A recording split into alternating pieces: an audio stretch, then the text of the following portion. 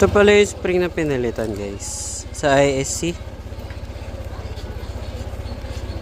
Sabi mo Japan to, Ben?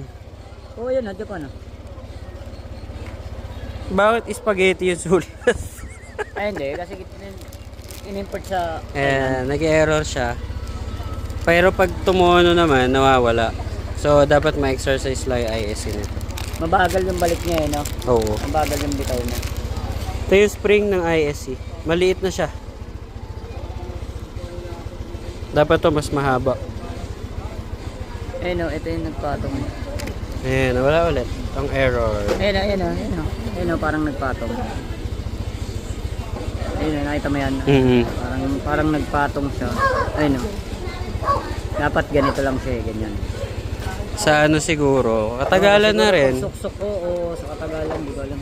Ano na rin kasi to guys,